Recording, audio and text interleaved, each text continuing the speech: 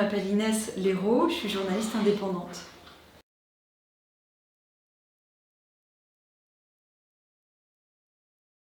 Je suis venue m'installer en Bretagne en 2015 pour enquêter sur les questions agricoles et agroalimentaires. Et c'est vrai que ça a été un déplacement géographique, mais pas que géographique. Ça a été très déstabilisant comme déplacement. Ça a changé toutes mes habitudes de travail, puisque jusque-là je travaillais depuis Paris. Et je faisais juste quelques voyages très rapides pour aller sur mes terrains d'enquête. Et la chose principale que ça a changé, c'est que j'ai dû nouer des rapports de confiance très forts avec les gens, puisqu'en fait, j'enquêtais sur le terrain, mais je vivais aussi sur le terrain, donc il fallait que je puisse regarder en face les personnes les jours d'après. Et des fois, quand on mène des enquêtes, on peut un peu trahir les personnes, en fait. On peut voilà... Enfin, il peut arriver qu'on utilise un témoignage d'une façon à ce que ça serve pas l'objectif que pensait la personne au départ. Et j'ai plus pu travailler comme ça en fait. J'étais obligée d'être complètement transparente avec mes témoins si je voulais continuer à vivre sur le territoire. Et donc, ce que ça m'a par exemple très concrètement obligée à faire, c'est à faire relire ou réécouter ce que j'allais diffuser avant diffusion pour que les personnes le valident, pour qu'elles vérifient que je respectais leur anonymat si elles avaient demandé l'anonymat, pour qu'elles vérifient que j'avais bien compris ce que je voulais dire, que je faisais pas de ce qu'elles avaient dit, que je faisais pas de contresens. Et pour m'assurer qu'elles étaient entièrement d'accord avec ce que j'allais diffuser. Et ça, c'est une pratique qui est absolument unique, enfin, qui n'existe pas dans le journalisme en fait. C'est absolument pas ce qu'on enseigne dans les écoles, quoi. On lui enseigne même qu'il ne faut jamais proposer la relecture aux témoins parce qu'ils risquent de demander des modifications, donc de retarder le processus de diffusion, voire de censurer le journaliste en lui demandant de retirer certains propos, etc.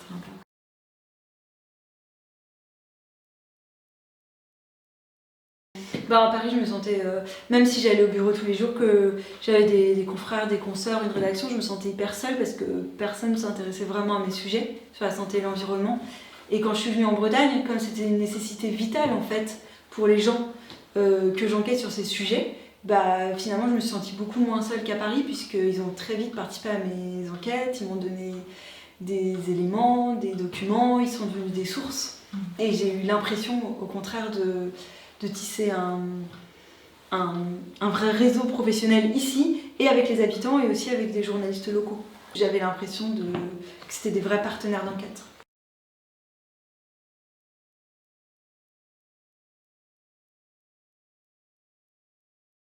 En fait, oui, il y a deux niveaux. Il y a aussi le niveau de la population en général, qui n'était pas forcément très mobilisée sur ces sujets-là.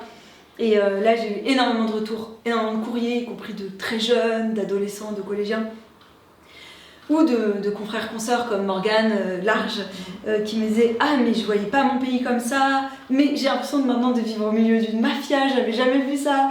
Oh, mais j'ai envie de me mobiliser. » Enfin, il y a une collégienne qui m'a dit je pars en lycée agricole parce que je me dis que en fait, l'important c'est de faire une agriculture respectueuse de l'environnement et à l'écoute de vos émissions, etc. Donc j'avais vraiment l'impression de tendre un miroir aux gens et qui vous y voyaient quelque chose auquel ils ne s'attendaient pas. Et que c'était une espèce de mouvement incessant où du coup, eux, ils venaient avec de nouveaux témoignages parce qu'ils voyaient les choses autrement autour d'eux.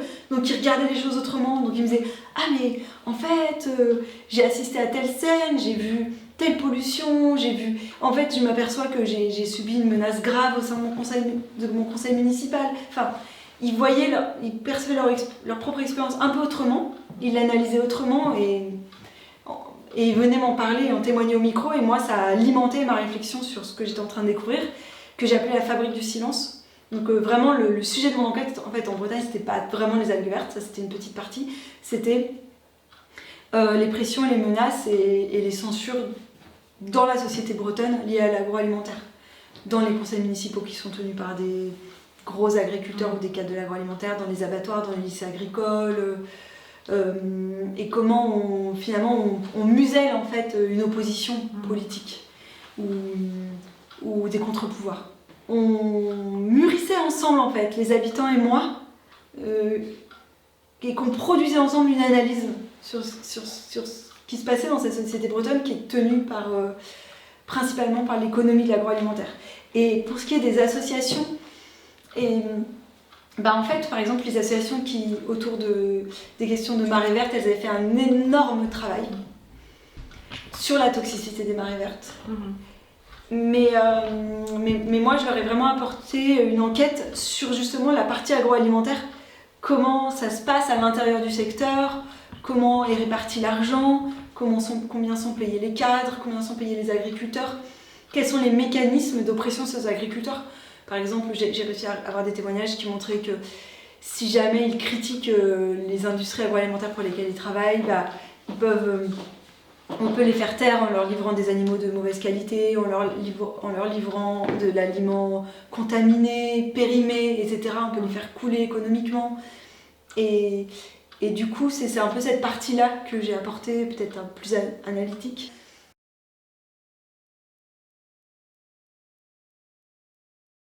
La première association avec laquelle j'ai travaillé, en fait, c'est un syndicat, c'est le syndicat solidaire, représenté par Serge Lequéot, qui défendait, il était facteur et il défendait les victimes des pesticides de Triskalia parce que ces victimes n'avaient pas trouvé de syndicalistes au sein de l'industrie agroalimentaire pour les défendre.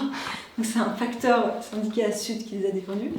Et lui, il m'a mis en relation avec quelles associations à l'époque en fait. En fait, c'était principalement lui. Il y avait aussi René Loaille de la Confédération Paysanne qui m'apportait beaucoup d'éléments. Thierry Thomas, un éleveur porcin conventionnel mais qui est adhérent à la Confédération Paysanne. Et puis ensuite, j'ai été en contact avec Halte Marée Verte, Sauvegarde du Trégor, Yves-Marie Lelay qui travaille aussi sur les questions d'algues vertes. Et une première étape dans mon travail a donné lieu à la création d'une association qui s'appelle Soutien aux victimes des pesticides de l'Ouest, qui est basée à Rennes. Et une fois qu'elle est née, cette association, après une émission que j'ai faite qui s'appelle Une histoire de grains pourris pour France Inter, elle est devenue une source très importante pour moi aussi. Donc j'ai beaucoup travaillé avec eux, avec Eaux et Rivières de Bretagne. Voilà. Et j'ai l'impression que ces personnes-là, elles travaillaient spécifiquement sur les pesticides, spécifiquement sur les algues vertes, et que moi je faisais un travail commun de fond sur le fonctionnement du système agroalimentaire qui les a peut-être nourris, je sais, ou mis en lien.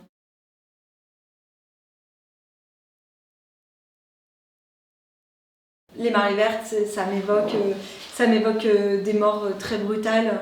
En fait, c'est un sujet qui me passionne depuis le début, puisque c'est lié à l'histoire de ma mère qui avait été contaminée par des faibles doses de mercure sur du très long cours. Ça m'évoque ce sujet de santé environnementale qui est passionnant parce qu'il y a à la fois les faibles doses d'hydrogène sulfuré, ce gaz qui est produit par les algues vertes en putréfaction, qui peut donner lieu à des problèmes d'irritation des yeux, des voies respiratoires, des maux de tête, des petits problèmes quotidiens, jusqu'à des morts très brutales quand on en respire des fortes doses. Et en fait, c'est toute cette palette de conséquences sur la santé qui est passionnante à analyser et qui est encore très difficile à faire connaître et à faire prendre en compte. À faire en sorte que les autorités les prennent en compte et protègent les populations.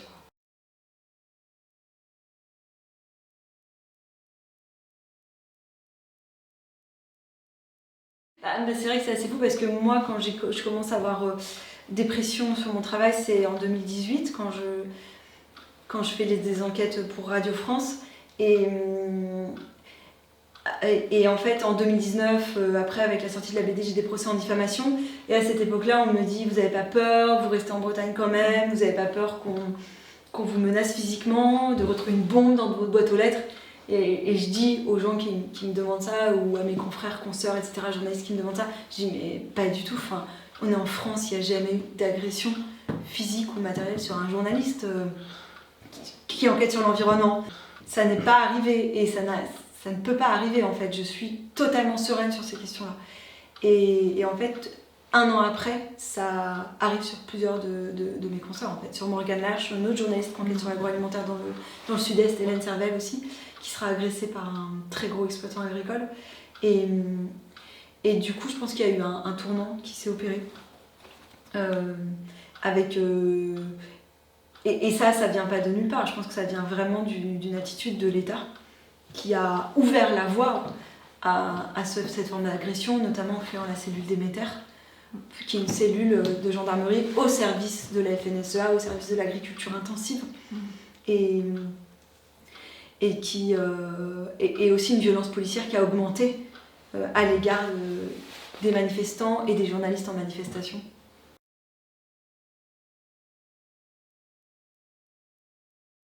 Moi, j'ai choisi un type de journalisme d'investigation en tant qu'indépendante, ce qui est une pratique vraiment différente. Et j'ai choisi parce qu'en fait, la rédaction pour lesquelles on travaille, quelle qu'elle soit, est toujours dépendante de ses financeurs. Et du coup, c'est pas possible en fait, de traiter de tous les sujets pour une rédaction. Et souvent, si une rédaction va accepter un sujet, elle n'acceptera pas le deuxième ou le troisième, et du coup ça me permet de se frapper à toutes les portes jusqu'à ce que mes sujets soient acceptés, donc de traiter de tous les sujets que je veux, quoi. Si j'étais salariée d'une rédaction, je pourrais pas traiter de tout ce que je veux en fait. Et ensuite de l'investigation, moi j'adore cette forme de journalisme parce que je trouve que ça permet comme de faire de la recherche, quoi, quand on est chercheur, et de creuser un sujet et de croiser des données sociologiques, scientifiques, historiques, de développer toutes les dimensions d'un sujet pour mieux comprendre l'histoire, comment on en est arrivé là, les responsabilités.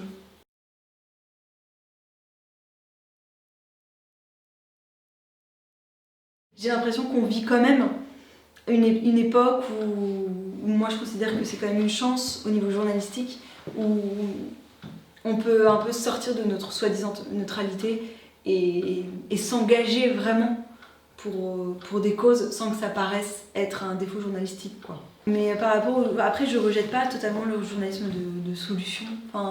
Et par exemple, dans la BD Algues Vertes, même si je tenais quand même à proposer quelques solutions à la fin de la BD, en disant que ça serait important que toutes les personnes retrouvées inanimées sur le littoral breton, qu'on les teste à la Josès par exemple. Voilà. Que ça permettrait de mieux connaître le nombre de morts exact annuel des algues vertes. Et puis aussi, je pense que la BD, elle s'appuie beaucoup sur les lanceurs d'alerte existants en Bretagne, sur les personnes qui se sont mobilisées sur le sujet. Et ça, c'est très inspirant aussi. On aurait pu complètement ce que font souvent les médias d'ailleurs, on aurait pu complètement les faire disparaître pour avoir une enquête complètement analytique, sans montrer les associations qui se battent.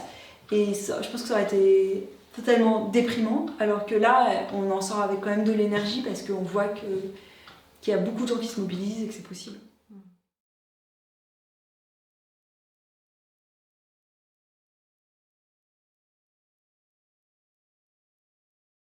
C'est Pierre Jolivet, c'est ses producteurs qui ont découvert la BD, qui lui ont proposé de l'adapter au cinéma. Et du coup, ils ont contacté l'éditeur qui nous a proposé cette adaptation par Pierre Jolivet, sachant qu'on avait eu d'autres propositions, mais que toutes les propositions d'adaptation en film avaient la même idée, c'est-à-dire remettre en scène l'enquêtrice qui était absente de la BD. Et puis en fait, en parlant avec les producteurs et le dessinateur, il s'avérait que Pierre c'était le plus populaire, qu'il avait fait le plus de films, c'était avec lui qu'il y avait le plus de chances que ce film aboutisse, voit vraiment le jour et peut-être atteigne un grand public.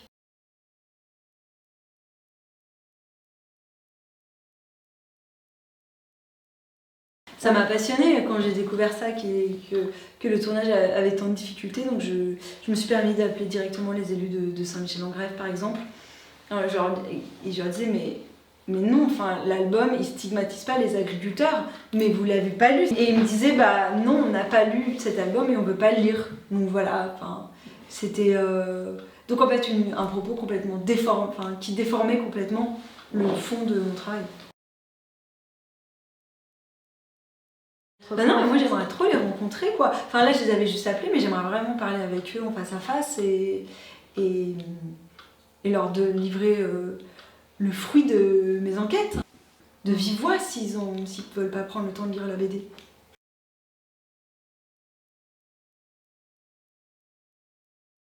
Non, mais c'est sûr que c'est un constat que je partage et que je ne cesse de me faire la réflexion depuis que j'enquête, donc depuis 2008. Dans beaucoup des dossiers sur lesquels j'enquête, les déclencheurs, ça sera des femmes, des fois c'est des femmes d'agriculteurs qui les aident à prendre conscience de leurs maladies liées aux pesticides. Les médecins, Irène Frachon par exemple, les lanceurs d'alerte, pour beaucoup en fait, ce sera des femmes. Et là dans ce film sur les algues vertes, effectivement, il y a Rosie Aufray, il y a ma consoeur Morgane Large, il y a celle qui tient le bar, qui s'appelle Yolande dans la vraie vie. Il y a tous ces personnages féminins qui existent vraiment et qui ont énormément contribué à ce que cette enquête voie le jour. Et là, très récemment, on s'est aperçu avec plusieurs consoeurs qui subissaient des pressions en enquêtant sur l'agroalimentaire, qu'en fait, la plupart des personnes aujourd'hui qui enquêtent en tant qu'indépendantes sur l'agroalimentaire et qui mènent des enquêtes au long cours, ce que font pas les salariés des médias, des grands médias, c'est beaucoup des journalistes indépendants qui le font, c'est principalement des femmes, quoi. On est 7 femmes en France à le faire, et on s'est réunis dans un collectif. Mais il y a Lucie Leclerc qui a fait une enquête sur la SAFER récemment dans un livre. Il y a Marianne Kerfridin qui a enquêté sur la FNSEA, qui est poursuivie par la FNSEA. Il y a Hélène Servel qui enquête sur les travailleurs migrants dans l'agriculture dans le sud-est, qui a été menacée physiquement par des agriculteurs, agressée. Morgane Large, Caroline Trouillet qui travaille pour le Mediasplan en Bretagne. Il y a Marie-Monique Robin, voilà. Mais j'ai pas de réponse sur pourquoi en fait beaucoup de femmes effectivement sont actrices sur les questions écologiques aujourd'hui.